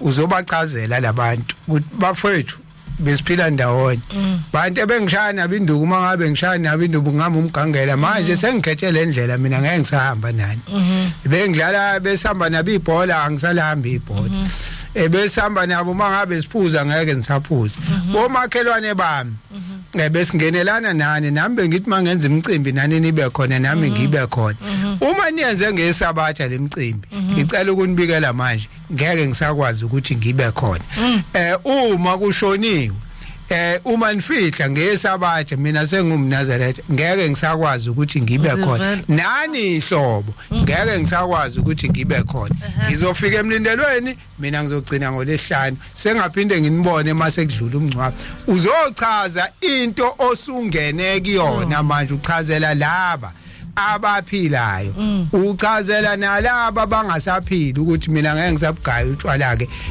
la ekhaya manga ukuthi benigaya utshwala uyabachaza lento esisho ukuthi yenzeka ngoni ngomlomo awudingi ukushisa impepho uyayikhuluma nje la ukuthi abezwe lapha bese ke njoba kuhleliwe la usuthi bonke abahambisana nalokho engikushoyo ngicela ababuyele ngala abangahambisani uMahlukana Ndlela ke manje ababuyele ngala abathi wena lento oyikhulumayo umphethe abathi bahambisana nami noma ungathi abaphakamisa izandla ke indlu incane noma indawo incane abahambisana nami abaphakamisa izandla namba abathi abahambisana angisho ukuthi hambani uzani nami nyesontweni niyayizwa lento engiyishoyo uma bekhona futhi abathi bafuna ukungijoyina kule ndlela abasho nangu umshumayeli nangu ubani bangijoyine singene sonke sikule ndlela mndeni wahamba ngani bami whoever usuyenzile ke leyo nto ukuthi uwenza kube clean usuwenze njani ke manje usukhulumile ngomlomo ukuthi uyaphuma evumelwaneni engake ngaze njoba uyathi ngeke ngisagaya utshwala ngeke ngisakwenza ukuthi ngeke ngisakwenza ukuthi ngeke ngisakwenza ukuthi la ekhaya mina sengihamba le ndlela usuku uyenze officially ke lento ngeke usathi umndeni mawuhlabile uzophikisana wodwa awusenza umsebenzi thina la ekhaya ngomgqibelo usibanibani yena akafiki kodwa yena mayenze le msebenzi yakhe thina sesiyazi uzophikiswa ababekhona mangawa engekho noma wayekhona uzama ukususa umsindo nje bamtshela ungani wawukhona lo muntu esichazele yini inkinga manje wenzela ukuthi kungabi khona ukushayisana la kuzwala kahle ayikho lento uzozenzela nje ucabanga uzozenzela yakuzwa mina khuluma ekhaya uma nama procedure that are ritualistic in mama nature. isikubuye ngobuhlaza lena Yeah, nje exactly. bazitshela ukuthi awuyingeni wethu la ekhaya ubani wena la ekhaya In fact, lo laka lwakho is evidence of a covenant onayo naleyo. So phela vele kwenzeka kabuhlungu. yeah Konje fukaza kasibheke ama covenant sex kuphunywa kanjani nawo? yes dimba lo kubuza kuthatha ekhaya Yeah, critical ngoba iwona lawa akhoza ihavoc emshadweni ukuzalwa kwengane ezizidalwa ingane neurodivergent yabo yabo lento ukuthi uNkulunkulu kuphi ingane neurodivergent I disagree kukhona izinto ezizenza kushuthi ingane mhlambe esikhathi ibe autistic ibe down syndrome ukuthi yabo okay alright ku psychobody spirituality immaterial esikhiphayo iyayicontributor i-divergence kwi-pregnancy yomuntu wesifazane ayikho into engiyisaba njengesibeletho the womb isibumbu ngesizulu yini isibumbu ila kubunjwa khona ingane ebisithatha umphefumulo wayo step number 1 we choose to come on earth we choose our parents we choose who do we become ama gender why do we select these genders ngoba sisuke siphesive umhlaba sabona idingo bese si choose i-gender according to what we want to do on earth step 1 step 2 sengilalileke nomuntu yabo sahlukana naye kodwa manje ushare something in me nami ngishare something in her step number 1 uma uqabulana nomuntu bese ufaka amathe akho nishintshane ngamathe i-DNA yakho iyakwazi ukungena kulowo muntu but it's not a problem with mouth DNA it takes about 3 hours ukuthi ife emlonyeni nomunye umuntu yeah if nje ngikade siqabulana i-deep kissing ngashiya i-DNA yam it takes about 3 hours ukuthi if there is no scientific evidence yokuthi i-DNA yokuqabula yake ya escape but uma ngiqabula isitho sangasese sakho kwase kwenzeka ukuthi ke wasuketshezela kumina then there is a danger ukuthi I can swallow your psycho bodily materials ngaleyo ndlela I'm unhealthily bonded kwena so angisho njalo ngichaza ukuthi no don't go there don't even go there ngichaza ukuthi asishiya ku human choice kahleni Zulu kahleni kwase kuvuka rejoice manje sahlosha rejoice manje let disclaimer yakhe futhi so ngizama ukuthi Queen Rejoice kahle siqhubekeni phakathi ngizama ukuthi Queen Rejoice sexual contact iyona okuye kwenzeke bahlale bechaza nabantu la ukuthi i-microchimerism ukuthi kuputshuke ulibofuzo lwami lingene egazini lakho bese liba stuck kuwena now you can imagine mase kwenzeke ucontain i-DNA material of 16 guys ngaphandle uzogcina usuyi psychopath so kufanele si-edite yonke leyo DNA power of the word starts but power of the word alone is not enough there are other rituals of editing that DNA that you need to do fasting being one of the best ukuzila bakwethu ngicela ucorrect athaba nje bakwayi correct lento 3 years ago akufikanga neChristianity even kudala abantu abadala babezila ukudla ukuzila nokuzindla kufana ukuzila ukuzithiba ukuzindla ukuhlala wedwa ucabange ukhulume nawe ukhulumana muzindlile ukhuluma nomdali ongaphakathi kwena ucela kuyena ukuthi akaqashule amafindo akubophelele ngaphakathi nayo into enhle ngokuzindla and I always become concerned about the Christian world where they highlight kakhulu ukuzila kodwa ukuzindla is not even mentioned so kumina that's a fashionable fasting there must be a moment of solitary confinement even to 2 hours and think about your sinful nature izinto zenzile bese ucela kumdali ongaphakathi ukuthi akwembulele ukuthi uzophuma kanjani kulezi ibe onazo zesona okay ngoba usuke wone wena egcineni so ukukhuluma ku powerful now it goes like this kade uthandana nozodwa ubusuthi mina ndaba enhle sengiyaphuma kuzodwa emphefumulweni enyameni yakhe ngibulala uketsheze ngangilishele kuyena okungenza ukuthi la akwazi ukuputshuka la egazini lakhe ngiyalibulala. Okay. Yeah. Ngibulala i-cellphone angithengela wona wonke ama-birthday present angenzela wona nakho konke okwenzeka phakathi kwami naye sengimusha ngaphakathi ngamukela esengiyinako manje enginenhloso yokuphila ngaphansi kwakhe. Now you say that to yourself uhlelo wedwa. And the body is going to go to a violent remission trying to convulse ukuze discardeke zonke lezi zinto okhuluma ngazo because they were beginning to affect your nervous system. Ikhona umuntu menza i-renouncement uye akhale omunye abe nama stomach cramp. Other women have actually confessed ukuthi sometimes they find even itching in their genitalia. It makes sense. You are breaking the covenant that you entered into. Okay. Which allows ukuthi uqala uqhubekele phambili uphile a life of peace within the self. So manje kuyingozi kuma ngizoba nama-partner amaningi engingawazi ngakukhumbula nokukukhumbula. Yeah, it's very dangerous. Konke ngisho, and again science is doing a good job on this issue. If you become pregnant bese kuthi ilokuza i-DNA yakho imbathe kanye ne-DNA yobaba lo mdala ingane kabale phakathi kwami nobaba wadlula kuyena. Yeah, DNA binding, yes, it can happen. It's binding. Yeah, it binding. Yeah. Should like bulk. Yeah. Yeah. Sidlule lapho bese siya ku parenting. That's the last one. Ngoba egazi sesikhuluma. Uyabona lapha ku parenting makwethu sinama covenant unhealthy nengane zethu. And it's so bad. It's so bad that we are raising, not even parenting for that matter, we are raising monsters that are coming back to harm us, to mime us, to unalive us. Ngenxa ukuthi sasebenzisa snow plowing covenant, which is snow plowing parenting. Yeah. So ukuthi go to counseling nengane yakho. Niyo reformata i-relationship yenu niyiqale kabusha niyinikeze meaning ama-boundaries and new laws of life. Under what law are we going to live right now? Am I allowing you to become a parent? How do I stop you from repeating my mistakes?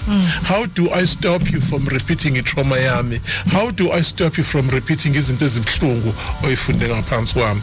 And as you speak nengane yakho, then those covenants are then discarded. Oh, she's kahle nje mangibheka ukukhuluma. Yeah. Yo, hayi ke. Ngezwakala, thank you so much. Hayi. Ukuhambe kodwa. Yeah. Yeah. Then angithi Ndlovu ngiyabonga ukuthi mention lokho my dear, because there's something critical you are saying. Angithi wena mhlambe if you use Eastern approach uzosho ukuthi uThabo is using an African approach. Yes, but it does not mean those approaches are wrong. Eka Thabo ngiya-accept ngiya-accept. Khona ngayizwe eka South Raf namanzi ahambayo, which is you can use even shower. Okay, Ndlovukazi ngizokwenza content ngiyenze depending on the trauma levels of the client. When ngifake i-client imize mina imivumo i-request what no even the counseling is over difficult, and there's a danger ukuthi ngizele during the moment. Ngithi ngibeka indishi kunendishi lapha e-officeini e-silver. Yeah, ilingazi yasejele. Ngifaka amanzi afudumele bese ngifaka usawuti omhlophe ne-Himalayan salt and vinegar. Bese ngithi client yami asithi go through counseling inyawo zawo zibe zisubmerged. What you'll see after the counseling is something very shocking. Amanzi on the surface they take another color. Kube ne prism colors. Ya uma phakamisa ukuthi uzobona mhlawumbe ngazi ukuthi sekunombalo obovunyana ubone mawuthanda uphatha lokuza paraffin emanzini. Yeah, those are chakra deposits. Njobe as a chakra is in colors. So those chakra deposits should all release pain nazo zonke izinto, but that does not mean to say healed. Because at least ukwazile ukusustain wa remove okhiye into the case of pain. Siyabonga bamndaba enhle, ngicela nje ukuxosha few yamlaleli before start to breathe. Bese sisikhathi sanibonani basakazi Queen Rejoice is in the building. angikwazi ukufunda lesigaba noma futhi anonymous mhlawumbe lana ikanjena lento ngebusiness elihlangene netechnology. They create problems and sell ama solution ayengokwami ukubuka. Okay, danko anonymous.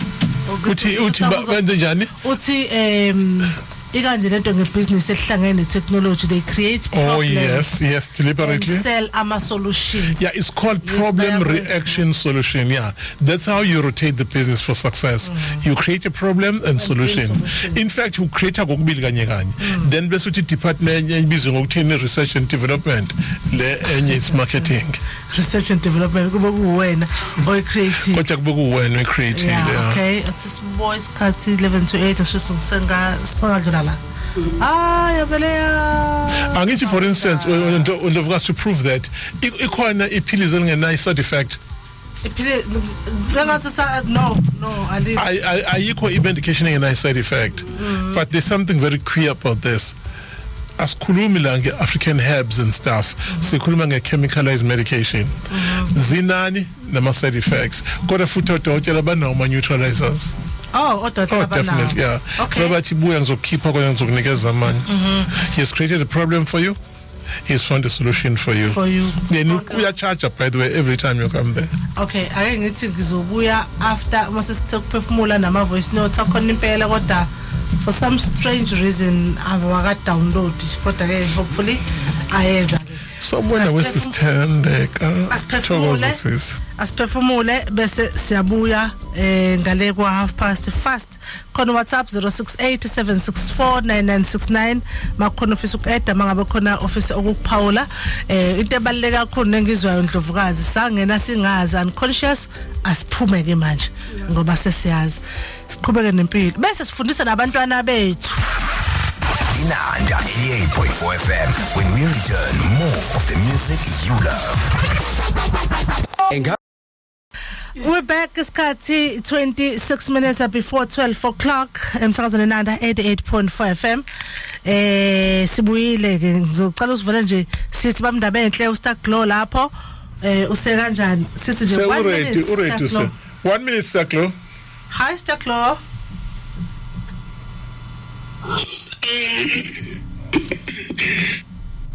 Yebo. Awubeke wakhala. Ziningi into ekhuluma. Angizwa. Network. Because ngiyakushaya network.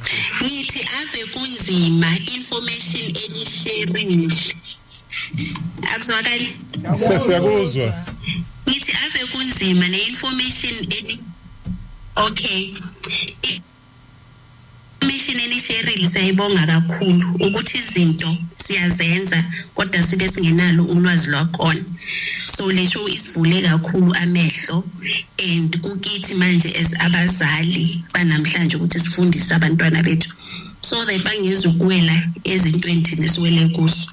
Ngiyabelieve futhi nento ye break up ye society and family bonds nama migration into emisebenzi abobaba behambe emakhaya nabazali bethu kwenze inkinga ukuthi singabe nolwazi ngoba phela sikhule singahlali nabogogo ofisha abogogo ibona nabomkhulu ababe nolwazi bezinto eziningi lezi ezenzakalayo nalezi enisikhulumayo ukuthi nje information asinayo. Number 2 nento colonization ukuthi konke kwenziwa umuntu omnyama khona kumbe kungathatheleki kahle. So sila ngoba vele nje ama systems asimoshile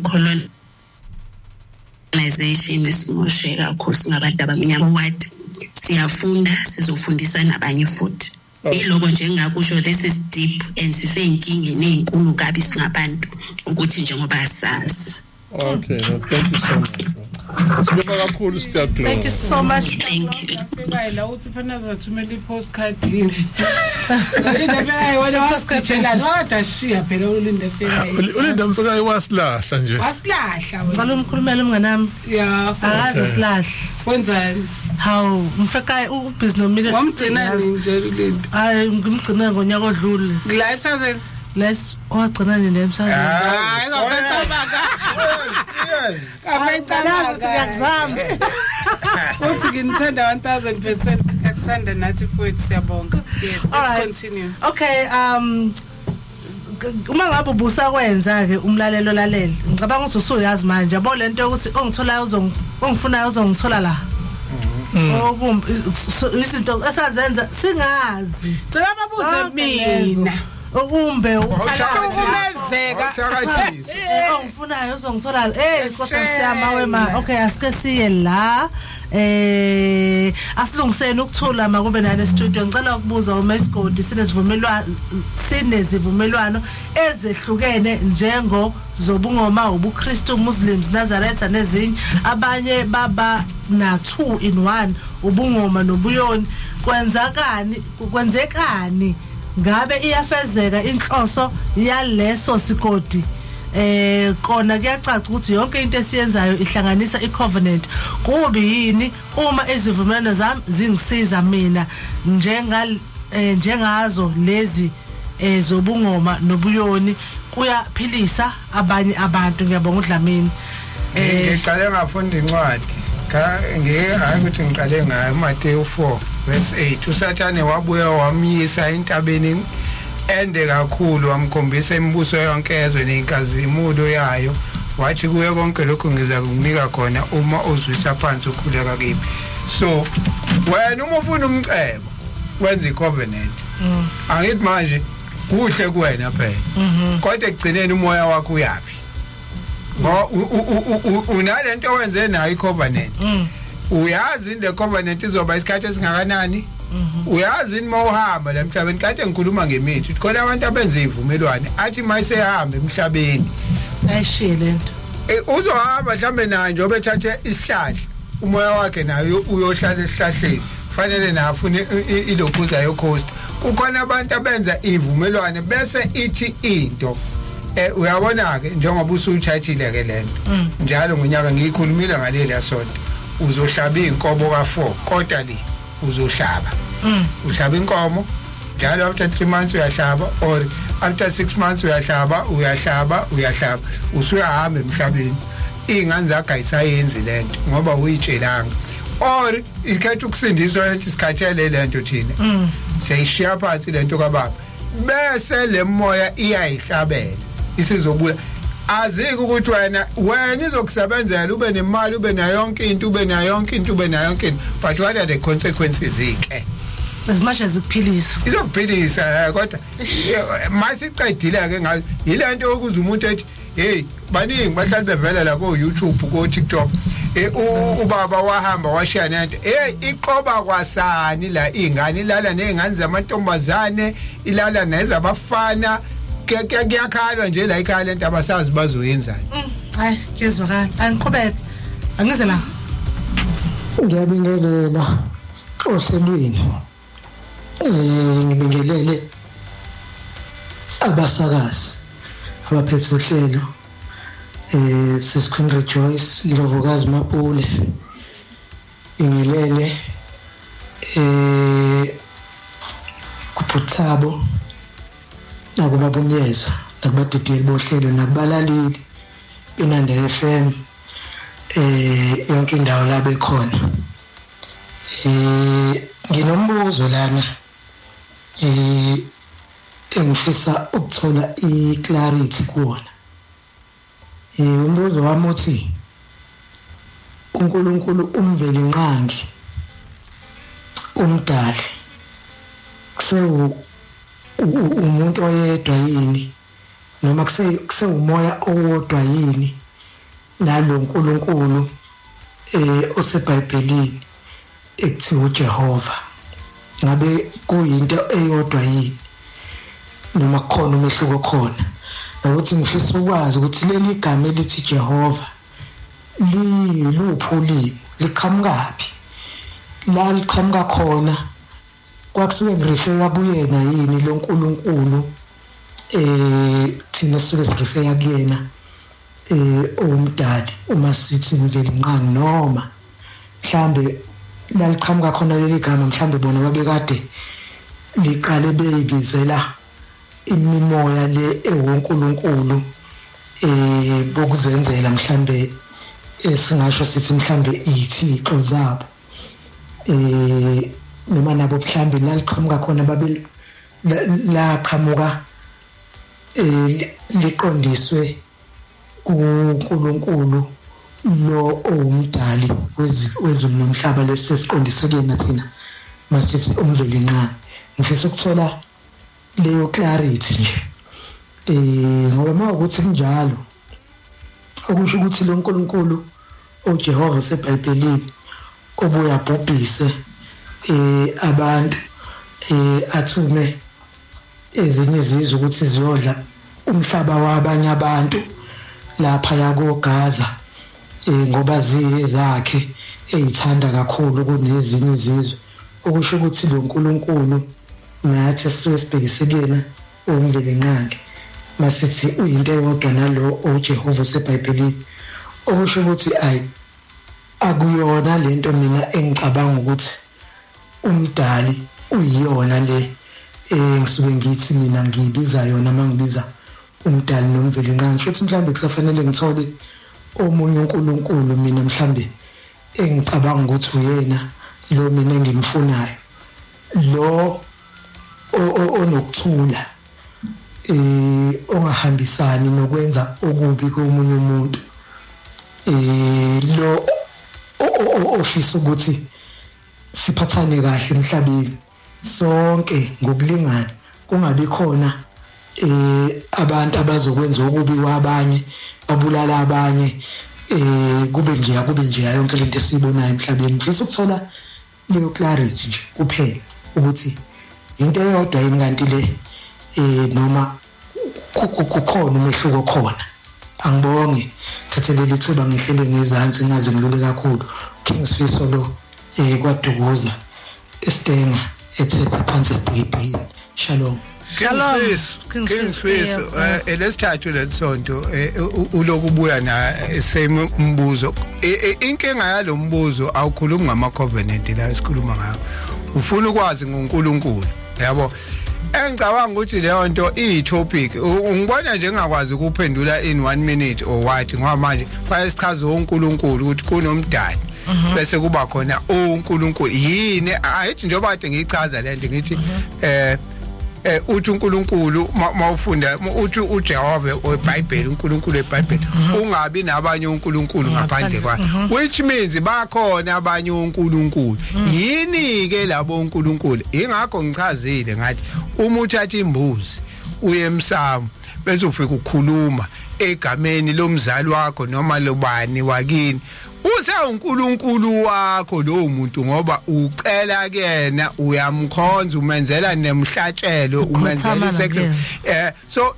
umbuzo wakhe uyitopic so mangaze ngibuze manje uzoba ne follow up question next week futhi kaNkulunkulu yes umbuzo uyitopic uzoba ne follow up shusa so note namhlanje sikuma covenant uzoba nenkinga ngoba ngizophendula manje ngendlela ngizophendula abuye next week bese ethi kuukuthi lo wabelungu lokhu so bese lonke lento ilonke ingena la angcona ibe yitopic all right noted mhlambe naye balele kahle how he wants us to address what he is asking manje sikhuluma ngene undaba no ngavela ka flower nje yeah nokuthi ufisa ukuthi sikhulume lento ayifunayo cela usibekela as a topic so that we'll address it ngendlela efanelekile ingaphi no creep ingangeni ngalendlela engena ngayo kwenye topic alright akasize nje manje Kingsfiso bhala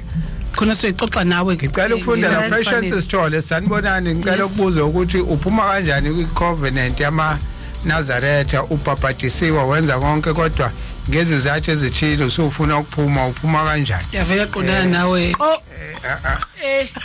ake ngidlule la wadlula bathathu umsani nombika inyanga ethusa abasakazi thina ekhaya njengoba sigcabile nje ebusweni futhi masizogcaba sibuka isimo sezulu ukuthi libalele yini futhi sihlabe nembuzi sho ukuthi zingakhe izivumelwano zethu bese ngiyakulowo isithathu Thobile Mhlanga siyambonga umdalengane esumndeni wakaThusini enjobo yinye Android okay angeke kuntombi sorry before ufunda kuphi asilungiseni asilungiseni Facebook oku live yes okay kwi poster ke posting ngisanda kuyifaka kuna comment uthe ile kabe ngifayile ile yokuphuma enzima ngibona ngabe ngoba sigcina sisidlala amaqola lawa athi ayakwazi ukuskip kulezi zinto in most cases ahlulekile siwakhokhile kufuneka siqale phansi ka awuba kithi nisakhona bazakazi bamabahle siyabonga kakhulu ngomsebenzi omuhle wenu enwenzela isizwe usikhanyisela ngalo lonke ulwazi insipha lona uma luke lawela emaqoleni kuyobhupha isizwe ngenxa yokuntula ulwazi siyabonga kakhulu yazi ushinto kade ngithi ngikaze yisho nami ukuthi khamba singa disclose much umuntu mawukuthi mhlambe siyafisa ukulekelela kusengasithinta sikwazi ukuthi simnikeze because njoba sisho nje ingozi ngaphela leyo ngoba omunye uzoyithatha la ilalele usefuna ukwenza ngendlela yakho ngatushilo babdabenhle wathi you need guardians ekuyenzeni uzonga I said a lot but I left a lot okay ngicabanga ukuthi kuphelele ake ngiqala ke lo ufuna ukuphuma esivumelwaneni samaNazaretha bese ngisichazile ngathi wawungenelana mhlambe asiqale lapho ukuthi wawuzungena esivumelwaneni wawungenelana kukhona ungena ngoba wawugula kukhona ungena ngoba wawuyifunela kuthiwa ushembe moya ke uthola umsebenzi wena ingakho phela lapha mawuye kuvumelekile ukuthi noma ungakholwa khona ufike unikele uthi ngizokutshela ukuthi ngiyagula ngizobika ukugula kwami amaNazaretha wawuzungena emva ke kungenzeka yini ukuthi bakufaka unconsciously ezivumelwaneni kwathiwa khetha inkosi wayithi ukukhetha inkosi ngobani wacela umsebenzi wawuthola kwase kuthiwa khetha inkosi bakufaka entweni ongayazi abanye ngoba ekhaya mhlawumbe uma or ugogo hayi ingcono leyo ngoba at least uqinisile kodwa ngiyakuvumela kodwa ingcono ke leyo ngoba ukhule into yasekhaya mhlambe lokho kodwa le eyakhe ngiyasola mhlambe khona into anikela noma wenza anginayisho ukuthi wangenanja but ngilana ukuthi uphuma kanjani ithi into masungenile kulesivumelwano ngishilo ngathi usole emthandazweni wokuvuka wokulala wesabathi angiufundi namhla wenze izivumelwano noJehova uNkulunkulu wakho sokuthi uyakuhlala endlini kaJehova kuze kube sekupheleni kweinsuku za it's for life ingakho ngike ngithi ke I'm warning you Mozu khamba uvuma izinto ongazange ubuzisise futhi ubawujwayela ukuthatha literature uyifundele izinto before ungene kuzona this is a covenant for life angikwazi ke mina ukuthi ke ngingathi mina uzophuma kanjani ngeke covenant ngoba angizwanga indlela uShembe waseyayibeka wasethi lana ke uzophuma kanje unendlela nje ukuthi uzosithathile lesiphumo na you make a decision uthi I know ngizohlala la mina for life because usuyizwile le nto bakuchazelile kodwa uma wathatha isifungo ngoba nakho ufuna umsebenzi wawugula usabuthi kuzobuya ukugula kuzokwenza njani usenkingeni Dumsani Nombika ukhuluma ngayokugcaba siyagcaba thina nje la ekhaya ebusweni uyabona ke leyo kufanele wazi ukuqala ukuthi ugcabelane ebusweni abantu sikhathi bemuva all around befika khona lokuthi isibongo seziyahlukana uthothi babegcabela lokho abanye ukuze sibonane identifyana ayithi abantu babengakabi nezibongo babesabizwa ngamagama so ukuze sithina sibone ukuthi siyazalana sebeyasuka laba bathi thina siyangala ko ebaqulusini baya laba thina simuvele South Coast ukuze ingane zethu ingaganani azigcabe ukuze ziyobonana ngalesayini ukuthi inanti uphawu hayi ngeke ngimthathe lo owakithi babenza uphawu manje ke Nombika ukube siyakhuluma ngabe ngiyabuza ukuthi khona ukugcaba lokho niyazini ukuthi ngicabelane ngoba kuyenzeka abantu sebaba nezibongo babese namagama ngale sekwahlukaniseka vele mhlamba asekho nesizathu sokuthi ngicabe because